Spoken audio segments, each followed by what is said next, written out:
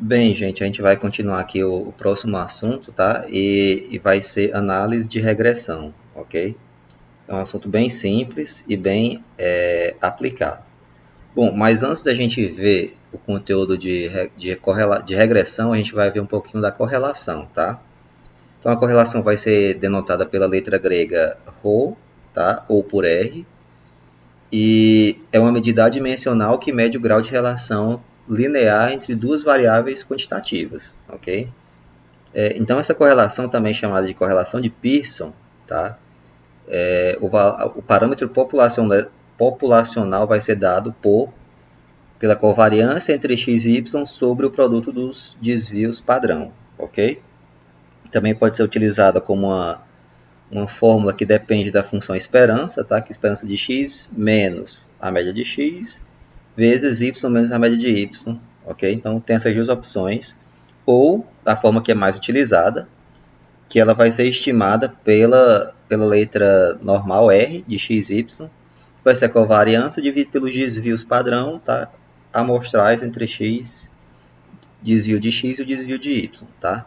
E também ela pode ser reescrita dessa forma, tá? Somatório de x e y menos n vezes o produto das médias sobre n vezes o produto dos desvios de x e de y, ok? Outra fórmula que é bem comum que a gente pode se deparar da correlação, que basicamente a gente está pegando os dois desvios de cada variável x e y e deixando ele da forma básica que vocês viram no início da disciplina. Então, tem essa fórmula aqui que é um pouco maior, mas também pode ser utilizada, ok? E é uma medida bem simples de interpretar. Se for igual a zero, não existe relação linear entre x e y. Se tender a 1, a relação é perfeita e positiva. Se tender a menos 1, tá? Ela vai ser linear, perfeita e negativa, ok? E o que significa isso? Perfeita, positiva ou negativa? Quanto maior o valor de x, maior o valor de y, tá? Se for tendendo a 1. E se for tendendo a menos 1, quanto maior o valor de x, menor o valor de y. Então, quanto maior uma variável, menor a outra tende a ser. Se ela for maior que zero, a relação é simplesmente linear e positiva. Ou seja, quando uma cresce, a outra também cresce. Quando ela é negativa, quando uma cresce, a outra diminui. Ok? Então, aqui eu tenho alguns exemplos de gráficos para correlação. Tá? No caso aqui, quando r igual a 1, ela tende a estar descrita por uma reta y igual a x. Se for igual a menos 1, y igual a menos x, tá? Que fica bem evidente. Aqui eu vou ter que é uma correlação negativa, ou seja, só menor que zero, entre menos 1 e menos zero, e aqui entre 0 e 1, ok? Além disso, se ela for igual a zero, aqui eu vou ter não existe relação, né, entre x e y, e aqui também existe relação, mas ela não é linear. Então, veja bem, ela detecta a relação linear. Se for cúbica, parabólica, ela não detecta, ok? Então, basicamente, ela mede a relação linear. E um exemplo bem simples, aí eu tenho essas duas variáveis, x e y, com cada uma 6 medidas. E aí eu tenho aquela fórmula maior, né? Que é a última fórmula, né? R de x, y. Então, aqui eu tenho a parte associada ao desvio padrão de x, aqui associada ao desvio padrão de y, e aqui associada à covariância entre x e y. Então, dá esses valores que vai me fornecer uma correlação, tá, de 0,57, ou seja, uma correlação positiva, de modo que quanto maior o valor de x, maior o valor de y. Tá? Existe essa relação entre elas duas. Outra coisa, a covariância, que é o denominador, é quem vai dizer se vai ser positivo ou negativo. Então, a covariância também dá uma ideia se essas duas variáveis crescem juntas ou existe um comportamento de inversão, né? Porque embaixo o denominador tem um produto dos desvios. Então, os dois desvios padrão eles são positivos. Então, quem vai dar o sinal, se for positivo ou negativo, vai ser a covariância, ok? Que ela vai de menos infinito a mais infinito. Bom, dada essa ideia de correlação, a gente vai direto para a ideia de regressão. Tá? A teoria dela não é tão simples, mas a aplicação dela é. Vejam que aqui a gente vai ver a regressão linear simples, que é o que vocês têm na ementa. Mas existe regressão múltipla, regressão linear generalizada, modelos mistos. Existem uma infinidade de modelos de regressão. Tá? Aqui é só o básico para vocês terem uma ideia do que significa uma análise de regressão. Tá? Então, o objetivo vai ser avaliar a existência de uma relação linear entre uma variável dependente e uma ou mais independentes. Se a gente for trabalhar simples, que é o caso da ementa, vai ser uma dependente e uma independente. Então, qual que é a ideia? A ideia vai ser estimar uma equação que tenta definir o comportamento de uma variável em relação à outra. Então, existem vários fenômenos e muitas variáveis que a gente consegue descrever o comportamento de uma pela outra. Em que momento isso é útil? Por exemplo, algumas variáveis que ela leva uma dificuldade, uma perda do material de coleta. Então, às vezes você tem uma correlação forte com uma variável, então você às vezes procura por uma variável que tem uma correlação forte, que é mais fácil de ser obtida, ok? Um exemplo bem simples, para a gente trabalhar com melhoramento animal, a gente vai ter, por exemplo, produção de carne, características de carcaça. Quanto maior o peso do animal, melhor. Só que nesse mundo de produção existe uma variável chamada peso da carcaça. Para isso você tem que matar o animal. Então você tem uma boa estimativa se é um animal de boas características de carcaça, mas você precisa matar o animal. Se você não quiser matar o animal, se quiser utilizar para reprodução, para que os descendentes dele tenham essa qualidade também, você pode utilizar outra característica que é fortemente associada a ela. Por exemplo, a área de olho de lombo. É outra característica que é fortemente correlacionada e você mede só com ultrassom. Você não precisa ter a perda desse animal, ok? Então, você pode usar a área de odilon para saber se a característica da carcaça desse animal é boa. Então, elas têm uma forte correlação. Da mesma forma, você pode estimar a carcaça desse animal em função da área de odilombo. Então, para alguns animais que você já teve no estudo anterior, você pode estimar essa característica de carcaça através da área de odilombo desse animal. Então, a ideia vai ser criar uma equação que vai ser definida dessa forma, y, que é a variável dependente. Vejam que é lógica. Dependente porque y igual a beta 0 mais beta 1 xi mais EI. Tá? Y depende de x. Então, por isso que ela é dependente. Y vai depender desse formato. Tá? Beta 0 e beta 1 tá? São os parâmetros associados a esse modelo. Então, vejam, a gente vai ter y, uma variável dependente, x é independente, beta 0 a constante da regressão ou intercepto, beta 1 coeficiente de regressão ou angular, né? Isso já são termos bem da matemática, e esse ezinho vai ser o erro ou resíduo do modelo. Então, mesmo você estimando, vai ter uma margem de erro, obviamente, por ser um modelo. E o modelo ele se aproxima da realidade, mas não é a realidade. Então, vai ter um erro inerente a essa modelagem, ok? Para a estimação dos parâmetros betas, a gente vai utilizar, vocês não precisam saber disso, mas é importante ter esse conhecimento. Então, a gente vai utilizar o método dos mínimos quadrados. Então, eu vou definir o erro, que vai ser o quê? O yi menos beta 0 mais beta 1 xi. Então, é como se eu pegasse aqui o erro e isolasse o erro, tá? Aplicasse o somatório para i de 1 a n, ou seja, cada izinho desse é um indivíduo, um objeto, um animal, tá? E eu vou somar de 1 até n, ou seja, eu vou pegar a informação de todos os animais, objetos, as unidades observacionais, tá? Unidades amostrais. Vou aplicar o quadrado, tá? Então vai ser o quadrado da diferença, né, entre o real, que é o y, menos o estimado, que é o beta 0 mais beta 1 xi. Tá? Então, qual que é a ideia? Como o nome já diz, mínimos quadrados. Então, você quadrado, porque você está aplicando o quadrado do erro, né? E mínimo, porque você vai minimizar. Então, baseado nesse SQ, tá? Que esse alfa que era para ser beta 0 e beta 1, a gente vai minimizar isso aqui, primeiramente, em relação a beta 0 e depois a beta 1, para achar os pontos que minimizam, tá, o erro desse modelo. Tá? Então, vejam como é legal.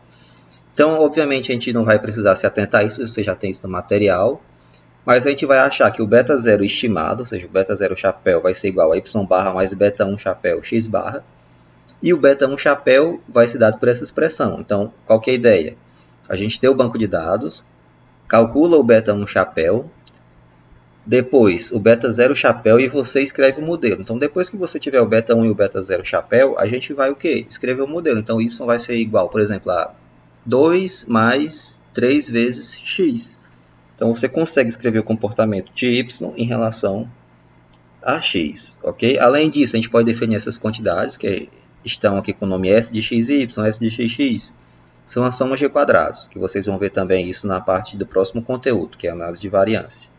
Ok? Então, aqui eu defino essas quantidades e também posso reescrever esses dois parâmetros estimados, beta1 e beta0 chapéu, através dessas somas de quadrado. Ok? Então, é só uma opção diferente que a gente pode fazer e calcular esses parâmetros. Depois que a gente fizer isso, essas medidas vão ser utilizadas mais na frente para a gente estimar algumas medidas importantes. Por exemplo, a soma,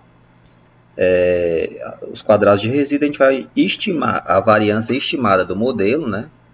Sigma 2 chapéu através do quadrado médio do resíduo, que nada mais é do que a soma de quadrado do resíduo, tá? Que está aqui ela, dividido por n-2, que são os graus de liberdade associados ao resíduo.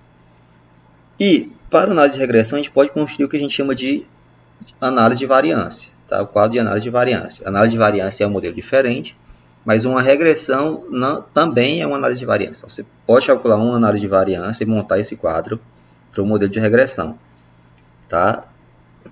Mas não é tão importante para vocês quanto o real valor dessa técnica, ok? Então, qual que é a ideia?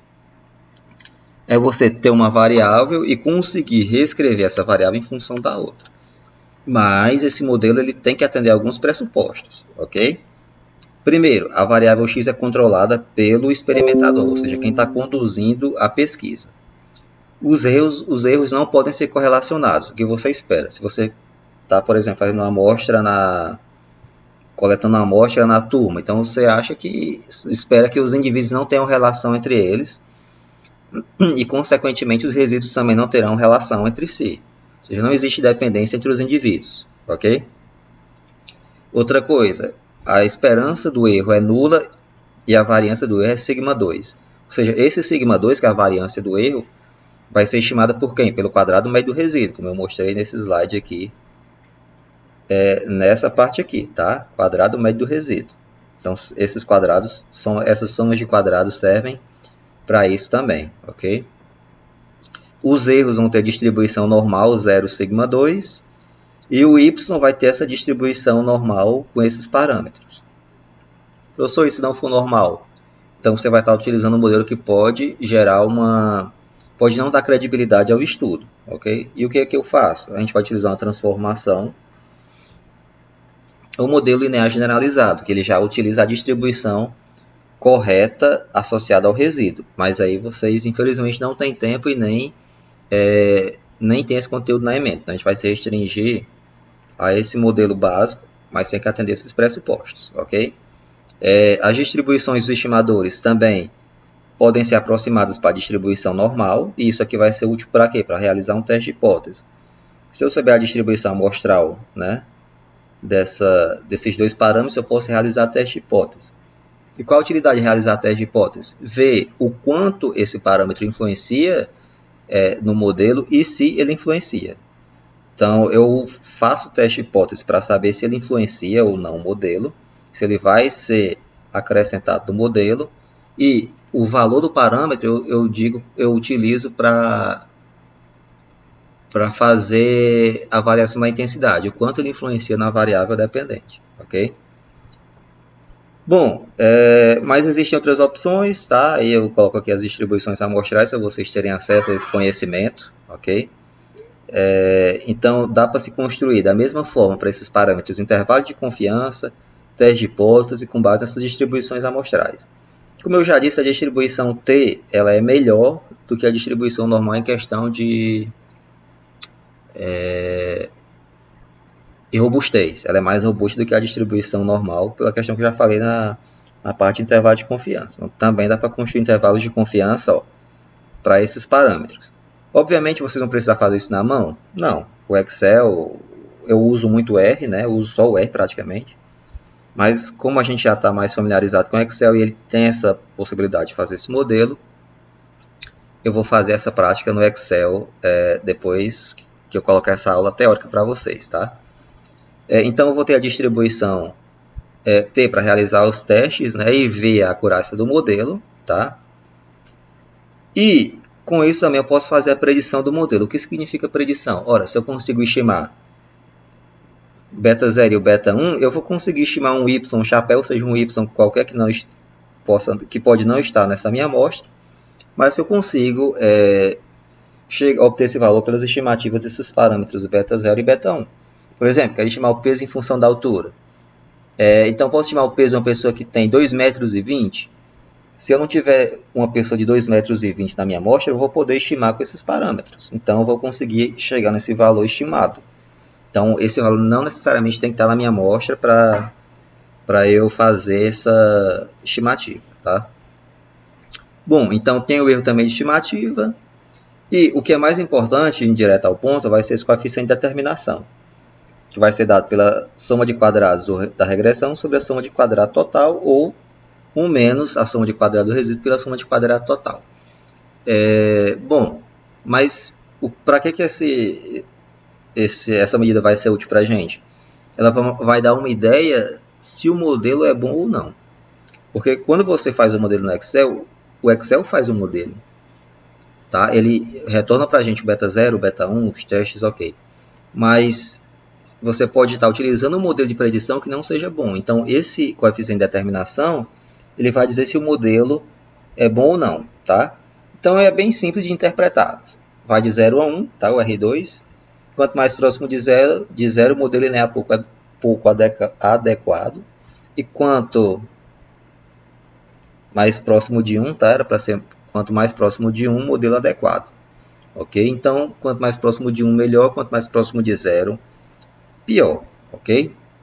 Então, vamos a esse exemplo aqui bem simples que eu fiz no R, mas na prática eu vou falar do Excel para vocês, tá? Então, eu tenho duas variáveis, y, que vai ser a dureza de um material, e a temperatura que esse material está submetido. Então, eu tenho aqui 20 observações, tá? De dureza e material. Então, aqui no R tem os comandos, eu vou fazer um modelo linear, tá? Com esse comando, linear model, da dureza em relação à temperatura. Então, a dureza vai ser a variável dependente e a temperatura independente. Então, olha o sumário como é legal. Aqui eu tenho o intercept, que é o beta 0. Então, aqui é a estimativa do beta 0 chapéu. E aqui eu tenho a estimativa da temperatura, ou seja, do beta 1 chapéu. Aqui eu tenho o erro padrão associado a essa estimativa e o erro padrão associado a essa, o valor da estatística e o valor P. Então vejam que, como eu disse, o valor P é muito útil, por isso que na parte de teste de hipótese eu fiz questão de calcular para vocês esse valor P. Então vejam que o valor P do intercepto foi 7,34 vezes 10 a menos 16, ou seja, praticamente zero. Como o valor P é menor que alfa, rejeita H0. E aqui a temperatura, também o valor P deu o que a gente chama de significativo, bem próximo de zero, menor do que alfa, rejeita H0. Professor, mas o que é o H0? O que é esse teste? Em todo teste de regressão, o que é que eu vou testar? Aqui eu não tenho intercepto, eu quero testar se estatisticamente esse valor é igual a zero. Então, o que a gente quer aqui? Que esse valor aqui seja bem próximo de zero. Porque se esse valor do valor P for próximo de zero, eu rejeito a hipótese de que ele é estatisticamente igual a zero. Se esse parâmetro ou esse parâmetro, se esses parâmetros forem estatisticamente diferentes de zero, então você aceita que eles vão ser incorporados ao modelo. Então, o modelo vai ser escrito basicamente pela dureza igual 364,18 menos 1,03 vezes a temperatura, ok? Se aqui ele fosse próximo de 1, por exemplo, 0,9, tá? Então, aqui ele não teria mais esses asteriscos, a gente aceitaria a hipótese nula, ou seja, que estatisticamente o beta 0 seria igual a zero. Ou seja, então o modelo seria escrito somente por dureza igual a menos 1,03 vezes a temperatura, ok? Então, aqui no valor P, o que é que a gente avalia? Se o parâmetro ele é incorporado ao modelo. Por exemplo, se a temperatura influencia a dureza, primeiro de tudo. Então, a primeira coisa que você faz quando olha para um modelo de regressão, você olha para o valor P associado aos parâmetros. Se ele for significativo, quer dizer o quê? Beleza, a temperatura vai influenciar a dureza. De que forma? Inversamente proporcional. Ou seja, Quanto maior a dureza, menor vai ser a minha temperatura, tá? E vice-versa, né? Ou seja, se você aumentar a temperatura, você diminui a dureza desse material, ok? Bem simples. Isso porque foi significativo. Se ele não tivesse sido significativo, não poderia ter essa interpretação. É como se o modelo, se a temperatura fosse não significativa, ou seja, você não poderia dizer que essa variável, a temperatura, influenciaria na dureza. Então, o modelo basicamente seria dureza igual a 3.64.18. Significaria o quê? À medida que você aumenta a temperatura, os valores da dureza permanecem constantes. Então, a temperatura não influencia de forma linear a dureza, ok? Aqui dá alguns valores, né, de grau de liberdade, N-2. Mas o que vai mais importar para a gente vai ser o R múltiplo, tá? Ou o R quadrado. Então, o que é que ele vai dizer? A mesma interpretação. Tá? Então, quanto mais próximo de 1, melhor. Quanto mais próximo de 0, pior. Então, como o modelo foi 0,94, isso nos assegura que o modelo foi bom. Então, de fato, eu vou poder estimar e conseguir retratar a dureza em função da temperatura. Okay? Então, vou conseguir predizer, olha só que legal, a dureza em relação à temperatura. Beleza, gente? Esse R quadrado ajustado tem a mesma ideia. Então, vocês podem utilizar qualquer um dos dois. Esse aqui é o mais comum na literatura, o mais tradicional, e esse aqui é o mais atual. Ele já é ajustado. Tá? Então, vocês podem utilizar qualquer um dos dois. Beleza, gente? A próxima parte vai ser análise de variância. Mas antes eu vou fazer uma partezinha prática no Excel para vocês verem como é que a gente faz o modelo de regressão simples no Excel. Beleza, gente?